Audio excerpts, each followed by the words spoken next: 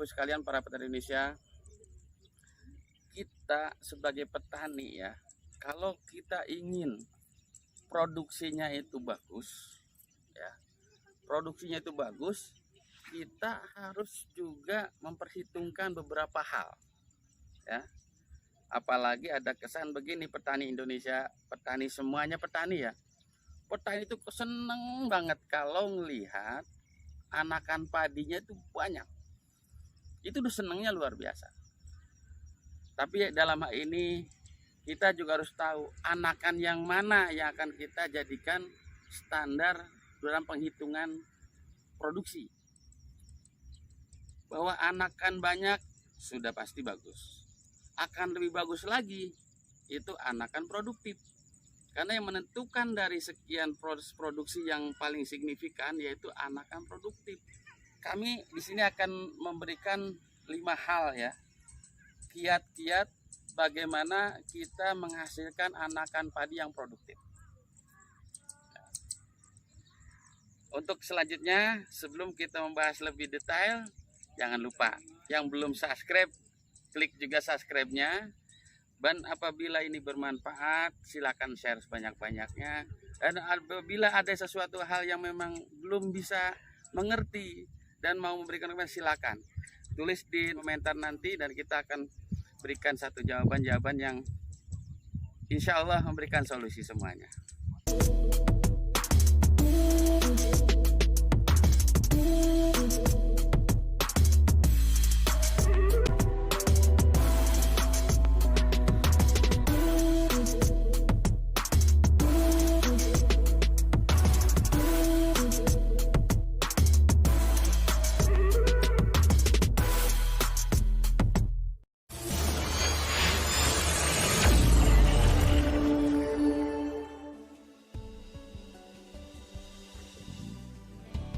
Terbentang luas kekayaan alamnya, juga satwa dan seisinya. Mari kita jaga kelestariannya untuk kehidupan bersama.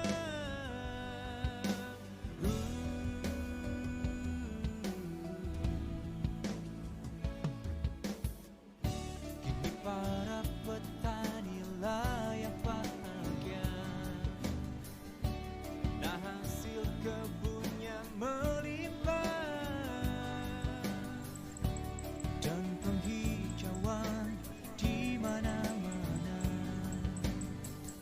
Sudah layaknya kita bersyukur saja. Satukan visi, Assalamualaikum warahmatullahi wabarakatuh. Para petani Indonesia, para mitra semuanya, pagi-pagi asik ya ke sawah, putar-putar cari perbandingan.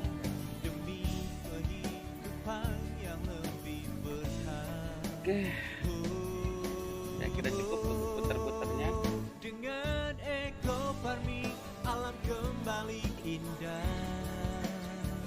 Dengan Eko Farming hasil bumi melimpah. Halo, assalamualaikum warahmatullahi wabarakatuh.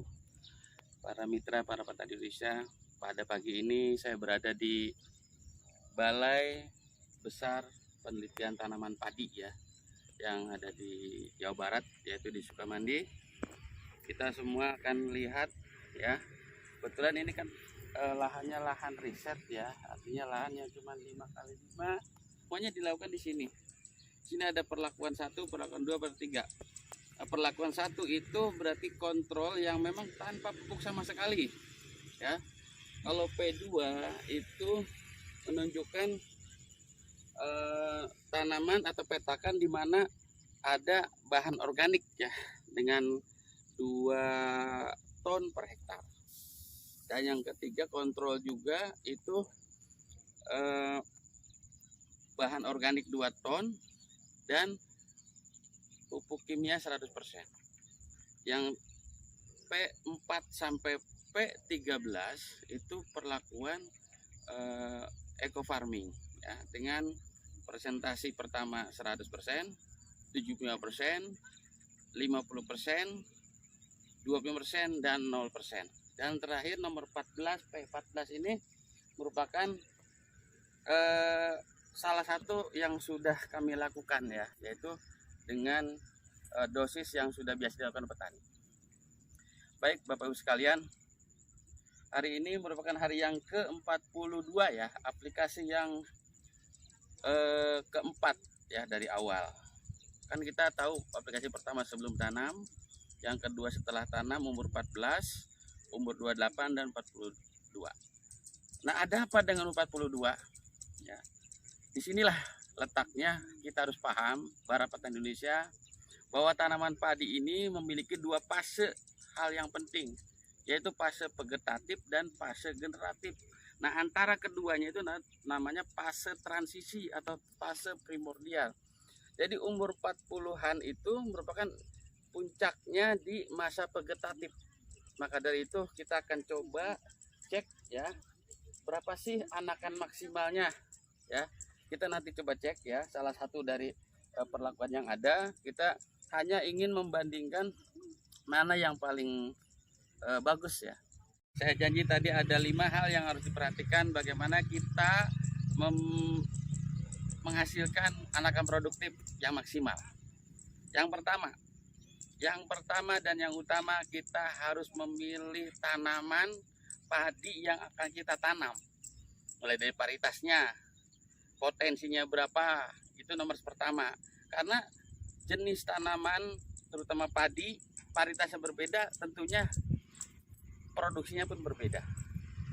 Jadi yang menentukan anakan produktif itu lihat dulu dari benihnya.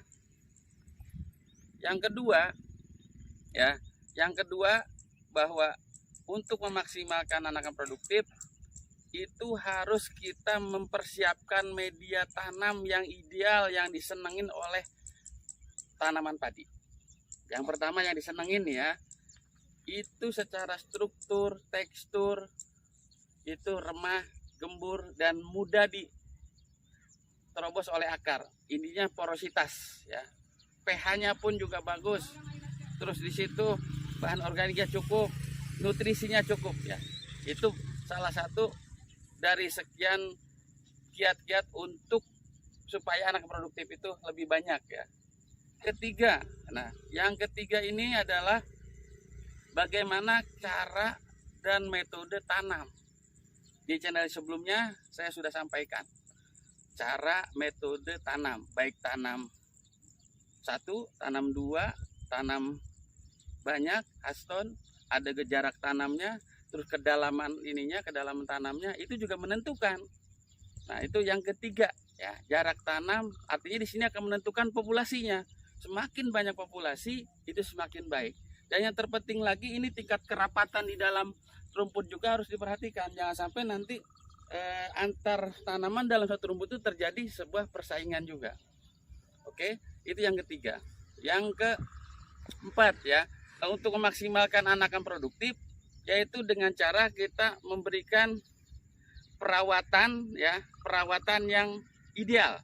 Nah, perawatan apa saja? Perawatan yang pertama adalah di awal pertumbuhan kita harus perhatikan rumput. Nah, ini rumput ini menjadi persaingan di awal sehingga anakan padi bisa aja terganggu dikarenakan faktor gulma atau rumputnya tidak dibersihkan sebelumnya atau tidak ditangani. Yang kedua ya berkaitan perawatan. Itu yaitu dengan cara kita melihat pertumbuhan dan perkembangan hama di sekitar ya. Perkembangan hamanya seperti apa? Apakah ada hama atau tidak, ada penyakit atau tidak ya. Terus yang ketiga kayak semacam biasanya di awal tuh gangguannya keong, tikus. Nah, itu juga diperhatikan. Dan jangan lupa sampai kita juga salah atau kita keliru bahwa anakan padi itu akan tumbuh baik ketika pengaturan airnya juga cukup. Pengisian dan pengeluaran air itu harus diatur. Jangan terlalu tergenang terus juga nggak baik. Terlalu bermasalah, artinya terlalu kurang airnya juga jadi masalah. Ini buat pertumbuhan anakan produktifnya. Oke. Yang terakhir Bapak sekalian, tentunya ini berkaitan dengan pupuk. Nah, ada 5 kan tadi kan. Yang pertama adalah varietas ataupun jenis padinya. Yang kedua media tanam yang ideal. Yang ketiga itu bagaimana kita mengatur jarak tanam, cara tanam, metodenya. Yang ketiga perawatannya mulai dari rumputnya, gulmanya, hama dan penyakitnya, dan termasuk ya pola pengairannya itu supaya benar-benar intermittent. Nah yang terakhir adalah pupuk. Kita punya pupuk ya. Ya, pupuk organik, ekofarming maupun biofarming ya, itu memiliki komposisi yang sangat luar biasa, di mana unsur haranya sudah lengkap. Ingat, anakan padi, baik itu anakan yang biasa pun yang produktif, akan ditentukan oleh kecukupan nutrisi dan berimbang. Nah kita punya produk, alhamdulillah ekofarming ini ataupun biofarming ini memiliki komposisi yang lengkap. Maka dari itu, Bapak sekalian, ingat 5 hal ini perlu diperhatikan dalam rangka mencapai anakan produktif. Yang pertama adalah varietas padinya, benih padinya, mulai proses seleksi, mulai perendaman, itu termasuk dalam proses seleksi benih. Yang kedua media tanam yang ideal. Yang ketiga itu ada jarak tanam, cara dan metodenya. Yang keempat itu kita harus juga perhatikan perawatan di dalam tanaman. Yang kelima adalah pupuknya. Makanya pupuk di sini khususnya pupuk ekofarming, biofarming itu ada sasaran tanah dan ada sasaran tanaman itu sendiri. Nah tanah ini yang dimaksud untuk persiapkan media tanam yang baik. Mungkin itu saya yang kami berikan, karena dalam hal ini untuk menentukan jumlah anakan produktif tentunya kita harus juga perhatikan beberapa poin atau faktor yang menentukan. Pagi ini saya di lahan percobaan Balai Besar Tanaman Padi Sukamandi. Saya dengan ditemani Pak Endin sebagai petugas lapangan ya di balai ini. Dari tadi saya perhatikan Bapak kalau mengukur pengamatan ada alat apa sebenarnya di situ. Makanya saya pas lihat kok Bapak alatnya beda. Boleh Pak saya pinjam dulu Pak. Oke. Ternyata ini alat namanya klorofil meter. Ya. Klorofil kan kehijauan daun. Diukur berapa persen ya. Nah itu yang layak atau tidak layak, atau di sini lebih tepatnya mungkin mengukur kandungan N ya Pak ya? Ya. Oke. Mungkin selengkapnya Pak Andin yang menerangkan lah masalah alat ini sebentar aja Pak, nanti sekalian praktek. Boleh Pak? Ya silakan Pak. Bentar Pak. Nah, alat ini apa fungsinya gitu aja? Sebetulnya alat ini fungsinya itu untuk mengukur kehijauan daun. Kehijauan daun khususnya untuk padi. Dan alat ini efektif untuk masa-masa habis pemupukan, masa vegetatif ya, masa vegetatif, pemupukan pertama, pemupukan kedua, ketahuan dan kelihatan kalau memang udah harus dipupuk itu kita melihat dari alat ini berapa persen yang padi itu. Kalau di atas 40 berarti itu udah masih ada N-nya, jadi cukup ya cukup F-nya. Kalau di bawah 40 berarti dia harus perlu pemupukan ulang. Perlu pemupukan lagi, pemupukan kedua atau yang berikutnya. Berarti dia harus dikasih makan lagi. Itu aja. Berarti ini alatnya untuk pengukuran kehijauan daun, untuk khususnya untuk padi. Namanya SPAD. Ya. Oke, sekalian praktek aja Pak. Oh, monggo. Silakan Pak. Coba kalian ini teman-teman petani Indonesia, juga para mitra, ada baiknya kita perlu mengetahui alat-alat canggih ini sehingga kita akan ketahuan kurang N, pupuk N-nya berapa gitu kira-kira. Silakan Pak. Ayo Pak. Ini contoh daunnya ya. Nah, nanti dia ya mana yang agak lebar Pak. Nah, ini ada sensornya, ini ada garisnya. Garisnya ini jangan sampai kena tengah-tengah tulang dari daun itu ya. Iya. Silakan Pak. Kita ukur. Nah, 38. Ya. Ini masih kategori Masih cukup. Masih cukup. Jadi batas cukupnya berapa sebenarnya Pak? 40. Jadi kalau tidak 40 tuh rank ke bawahnya berapa toleransinya? Rank ke bawahnya sampai berapa? Sampai 35 masih dianggap cukup. Iya, anggap cukup. 35 ke atasnya itu pasti ya lebih itu ya. Lebih. 40 masih udah. Oke. Terus coba kita ukur ini Pak. Ini yang ekstrim aja nih, daunnya kuning gitu kan? Yang kuning ya. Ya, coba lihat. 4 Pak. Cuman 4. Jadi menunjukkan Mati. daun yang kuning ini berarti klorofilnya udah tidak ada. Bukan tidak ada, kurang banget lah ya. Iya, iya. Dan ini menentukan kandungan nitrogennya juga Pak ya. Iya. Artinya pemupukan yang berkaitan dengan hijau daun lah. Hijauan daun. Umumnya petani kan kalau pengen hijau banget, itu kan pakainya apa tuh, urea biasanya ya. Korea. Coba lihat lagi Pak. Nah ini 40. Oke. Kita ambil daun yang keberapa nanti Pak? Ambil yang daunnya ketiga atau ke berapa? Kadang-kadang daun muda ini masih. Mau diukur lagi Pak, cukup Pak? Oh yang mana Pak? Ini. Gitu boleh tuh.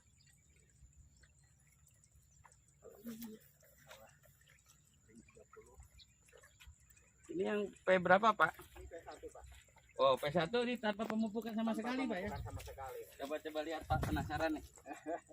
Monggo Pak. Ini P1 ini perlakuan tanpa pemupukan, hanya mengandalkan kondisi nutrisi yang ada dalam tanah, tidak ada lagi tambahan lain. Ya. Coba lihat Pak.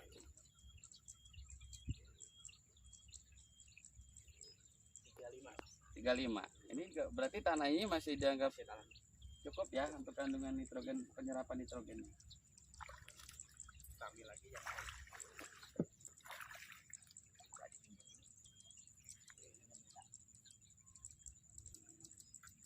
tiga. Oh, kurang. Oke cukup Pandin. Ya.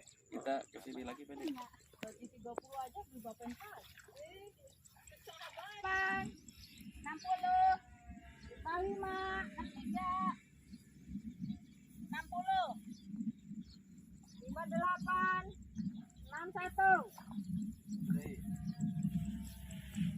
Kan uji deh aku.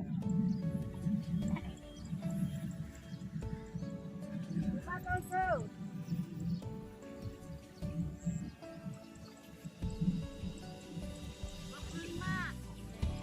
Terbentang luas kekayaan alamnya, juga satwa dan seisinya. Mari kita jaga kelestariannya 15, untuk kehidupan bersama. 18, Para Ini perlakuan keempat ya. layak Artinya P4 ini perlakuan keempat. Ini ulangan pertama. P4 ini perlakuannya adalah ada bahan organik 2 ton per hektar, terus pupuk kimianya itu 100%, ya. Terus eco farmingnya pun dipakai dengan dosis yang standar. Tadi dengar sendiri berapa banyak jumlah anakannya dan berapa tinggi tanam. Kita bisa simpulkan perlakuan mana yang paling bagus di antara perlakuan. Kita ada tiga ulangan ya. Ini ulangan pertama, 2 baru, ini baru 2. dengan eco farming Perlakuannya alam ada kembali 13-14. dengan eco farming hasil bumi melimpah. Ini udah standar daripada riset ataupun penelitian yang sudah biasa dilakukan di balai besar tanaman. Nanti di akhir kita panen, nanti kita lihat produksinya seperti apa. Oke, demikian saja. Semoga bermanfaat buat para petani Indonesia, juga para mitra, para pengguna eco farming maupun bio farming. Sebelum kita akhiri, kita ingat tagline kita, eco farming, lahan subur, petani makmur, bio farming, biaya hemat, tanaman sehat. Assalamualaikum warahmatullahi wabarakatuh.